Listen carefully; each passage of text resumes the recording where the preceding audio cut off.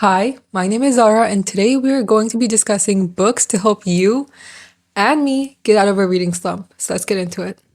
In the wonderful month of July, I read five, maybe six, I don't even know, but I read books, like more than one, and I actually finished a couple of them too. So it was overall a pretty great month. Ever since August started, that has not been the case. I have not picked up a book since this month has started. Yeah, I had an ambitious TBR, haven't picked one up. I'm currently, actually that's a lie, I did pick one up and you're currently behind it because I did not bring my tripod on this trip. And that is The Ballad of Songbirds and Snakes, which I did pick up, which I got 20 pages into and then put back down for no particular reason. It was a great 20 pages.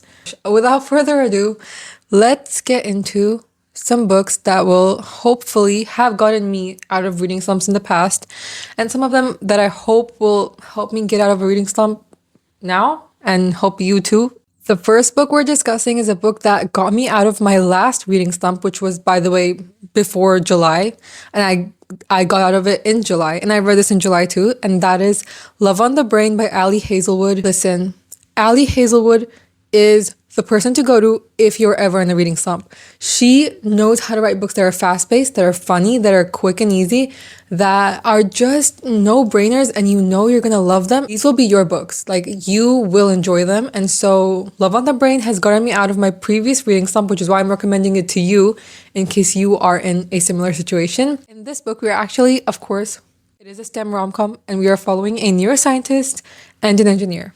And pretty much since they've met, she's known he's hated her. Like, there have been many instances where he's single. I'm sorry if I look down, my notes are here. And again, like I said, I need to provide value and not just dumb trash on the internet. So there have been many instances where he single-handedly singled her out. Their English. Singled her out. And yeah. And she's pretty sure that he hates her. He refused to work with her. He went up to her fiance and told him not to marry her. This man, she's like, he hates my guts, I hate him, mutual feelings, that's fine. But what happens when they're both put together on a project to co-lead a project that means the world to both of them? This book is funny, it's interesting, it's unique. Our main girl, I feel like I really related to her desire of wanting stability and yeah, feeling like nobody will ever love her after her fiance. Wow. Whoa. But anyways, the themes of like feeling unlovable and finding love, chasing your dreams and being a woman in an industry that is male dominated, I feel like that is just very relatable for all us girlies out here. And I think Ali Hazelwood, her writing is incredible. It's fast-paced, it's funny, it will not bore you. Read this if you're stuck in a slump and because of your alarmingly small attention span and need a book that will hook you in and keep you engaged throughout it. Okay, the next book, in case you are in a reading slump, is an Emily Henry tale. Obviously, we know Emily Henry does it every time. And if you're ever in a slumpy situation, that she is your gal. And so the recommendation is Funny Story by Emily Henry. One I feel like is a bit underrated. I feel like a lot of people didn't love it as much as I did. I feel like this is either my favorite Emily Henry book. I haven't read Happy Place yet, so don't quote me on that. I just loved all the cozy and warm vibes. I feel like it just did it. This is an Emily Henry tale where opposites have the wrong thing in common. Daphne's always loved the way Peter told their love story. He's really good at telling it up until he realized he was in love with his childhood best friend, Petra. That's right. That is, whoa. Now Daphne is left single, no house, no dream wedding. She's forced to live with her ex's new fiance's ex-fiance. Yeah, complicated. And that is where we're at. The reason I recommend it for specifically this video is I feel like it is just a fast read. Firstly, will not bore you at all. Secondly, I think it's just so picturesque. I loved the vibes in this one. It's cozy, is soft, is just about a girl who is learning to stand on her own feet without a man. I also think it's perfect for like late August, early September, autumn vibes. So yeah. Read this if you need a book to make you fall in love with reading again. Read this if you need a book with just the late August, late autumn vibes, especially if you're a seasonal reader. Also, if you love character-driven stories and stories with a lot of emotion to it and not just romance. All right, now that we have some romance recs for my fantasy girlies like me who need a fantasy that is not repetitive, not boring, and will get them out of the trenches, the dumps of the reading slump, I recommend This Woven Kingdom by Tahira Mafi. Tahira Mafi, if you know anything about the book world, if you know anything about booktube, booktop, if you know anything about the dystopian genre, this woman knows how to write. This woman is insanely talented. She wrote the Shatter Me series, which is currently probably one of the best-selling series out there. And she is back. She came back a few years ago with a fantasy series called This Woven Kingdom. To the world, Elise is an ordinary servant. Just a plain gal. But secretly, she is the secret Jinn queen of a secret Jinn kingdom. Kamran, on the other hand, is our main guy, who is the prince. He is the prince of the human world. In this world, we have jinns and humans, by the way. And Kamran is the human prince. He is crown prince and he wants absolutely nothing to do with the throne as per usual. But Kamran lately has been hearing some prophecies about a jinn queen, about the downfall of his grandfather, and ever since he's seen Elise, he can't get her out of his mind. The prophecies start happening, chaos erupts, Kamran, jinns, humans. This is an epic tale. It ends, the ending of the first book, I read the first book, was insane. If you love lyrical prose, if you love character-driven stories, if you love something unique that you really haven't read much of, this is your book. This is your book. I highly recommend. Read this if you are sick of fantasies with a repetitive plotline and need something unique.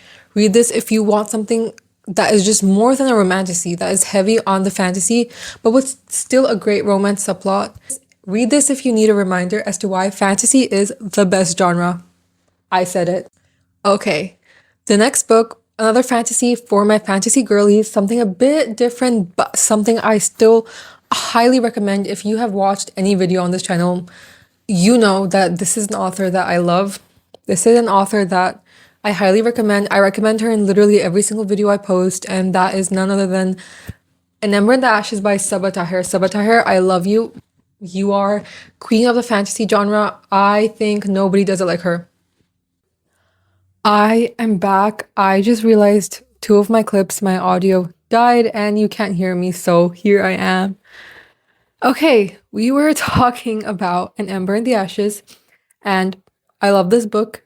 In this book, we are following two main characters. We have Laia, who is a slave due to her scholarly background, and Elias, who is a soldier due to his martial status, and both are oppressed under the martial regime. When Laia's brother disappears and gets kidnapped, I'm pretty sure, Laia decides to join hands with the rebellion to find her brother, and in exchange for them helping her find her brother, she will act as a spy for them, spying on the marshals for the rebellion. Okay. Elias, on the other hand, is the son of the commander. The commander is his mother, who runs Blackcliff Academy. This academy produces masks who are the people carrying out this oppression. Elias wants nothing to do with this. He does not want to become a mask, and so he commits a treasonous act and runs away. His path intertwines with Laia's path, and they both embark on this epic journey. This is a Roman-inspired fantasy. This is super interesting. If you just want something different in the fantasy genre, read this. If you want something that is character-driven, read this. If you want something packed with emotions that will make you feel, read this. If you want something that has such powerful messages, read this. This is a 4-book series, so if you want a commitment, read this. Another book for my fantasy girlies, if you are in a reading slump and you just need a classic fantasy, something that you have read 100 times and you know it works for you, I recommend Dance of Thieves by Mary E. Pearson. Here we're following, I need to look down. When the king of the Ballinger Empire dies, his son becomes its new leader. Jace is respected by all, even the neighboring nations acknowledge his power. But a new era blooms where a young queen is thirsty and hungry for power and has one target, that's right, Jace's kingdom. Kazi is a legendary former thief who is sent by the queen as a spy to go to the Ballinger Empire. When she arrives, she learns there's more to Jace than she thought. So begins a game of cat and mouse filled with false moves and motives, some decisions that may cost them both their heart and their lives. This is a book I need to read. Read this if you're in the slump because you love the formula but can't find too many books with it. Read this if you need a book that you know will you just want to read the same thing 100 times. You know it does it every time. This is your book. Read this if you want a book that does not contain any does not have a lot of info dumping and boring parts like that, and is fast. We are now taking a twisted turn and twisting over to the thriller slash mystery genre. And for all my thriller girlies, I'm sorry, I don't read too many thrillers, but I do have some recs that I think you will love that are beloved by literally everybody on this planet. And that first one is by the Queen of Mysteries, Not Quite Dead Yet by Holly Jackson. This eerie thriller is Holly Jackson's debut adult novel. Jet Mason, our girl, has 7 days to solve her own murder. Yeah, that's right. Jet Mason, daughter of one of the wealthiest families, was attacked on Halloween night and now faces a critical injury to her head. Our girl has been given 7 days by the doctors. She has a week to live and a week to solve this murder. And now everyone is a suspect, from her mother to her ex-boyfriend to her best friend turned sister-in-law. Read this if you are in a slump because you haven't read any good thrillers, anything that is interesting or different or unique. Read this if you are trying to switch genres and want to try something new to kind of get out of the slump. Read this if you are a Holly Jackson fan and need a pick-me-up book. The next book I would like to discuss is something a little bit more YA, something a little bit more of a palate cleanser, something easy, something just young adult, cute, fun, and that is Audrey and Bash Are Just Friends by Tia Williams. Audrey, junior class president, debate team captain, unofficial therapist, is desperately in need of a good time. Like me. Bash, mysterious new senior, everybody's crush, tall, handsome, and is the king of having a good time. It's their last day of high school when Audrey's dad cancels her annual trip to his place, and so she's stuck with her mom and her stepdad, trying to desperately and quickly finish her self-help book, which is key to her getting into Stanford. Her life, in case you can't tell, is a mess. Enter Bash, who she hires to be her fun consultant. He'll help her have fun, she'll pay him. Win-win situation as long as they can keep it professional. Read this if you're in a slump because you have been reading the same thing over and over again. Read this if you are desperately in need of a YA rom-com. Read this if you love books set in a high school / college setup and you love a book with commentary on mental health and a golden retriever main guy. The next book I recommend is for girlies who want just some gentle reminders and are not a big fan of self-help books. This is for you. And that is The Pivot Year 365 by Brianna Wiest. This is self-help, but hear me out. If you want a book that is not too hard to commit to, firstly, you only need to read a page a day, secondly, and thirdly, you just want some gentle reminders to get you back on track and, take some wisdom away from this lovely author who has a lot to offer. Again, I don't agree with every single thing she says, but I think that there are some good points in her work and some good lessons that we can take away. I highly recommend. If you just want some gentle reminders, if you just want something that's no commitment, that is just easy to read again and not very preachy or making you feel bad for any reason, I highly recommend this author. I am currently reading both this book and another book, which I will explain in a second. And I think her work is just so gentle. I think it's filled with lovely reminders that will just comfort you and get you back on track and maybe even help you realize how maybe you're standing in your way or some mindset shifts that may be necessary. This is just a book where you just read a page a day. Each page is for each day of the year and has a reminder on it that you might want to keep in your mind throughout the day. And they're all just kind of related to self-development and mindsets and trying to heal and grow and be gentle with ourselves and work in alignment with what is meant for us. Read this if you just want something comforting and gentle. Read this if you want something low commitment. Read this if you want to just have some sort of clarity and have some sort of knowledge regarding how you feel, and maybe if your life isn't going exactly as you want, this might give you some help and some suggestions. Again, not preachy, not too much, just gentle and easy. The final book I recommend is a book that I am just loving. I'm currently slowly getting through it. With these like self-help kind of books, I take it a bit slow. And that is 100 Essays to Change the Way You Think by, again, Brianna Wiest. Wiest? I hope I'm not butchering her name. This is just a book with, like I said, like it says, 100 essays. Each essay is, I think, around 10 to 12 pages long, so it isn't too long.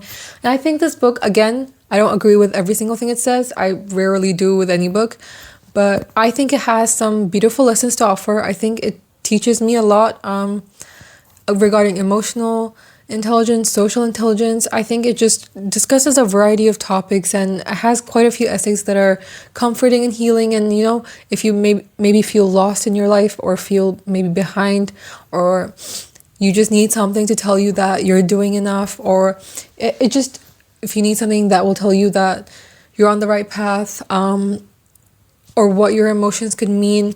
And I think you should just pick and choose and read the essays that you think apply to your life and what you need. And obviously, you know, is it in alignment with what you believe? Double check all of that. But with self-help books, I always have to double check that it's in alignment with what I believe.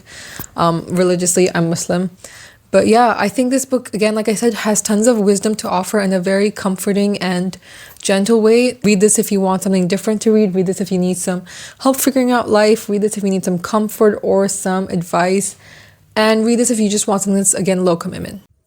Okay, we have made it to the end of the video. That is all for today. I hope you enjoyed this video. I hope you found a book that you think will help you get out of this reading slump. I definitely did. I will be picking up An Ember in the Ashes and Audrey and Bash Are Just Friends as soon as possible. Yeah, we need to get out of the slump so we can enter our reading girl era again. Thank you so much for watching. I hope you enjoyed. I hope you found a book that you like and thought was interesting and want to add to your TBR and get to. I hope that I provided actual value and did not just ramble. I will see you soon in another video. Until then, bye.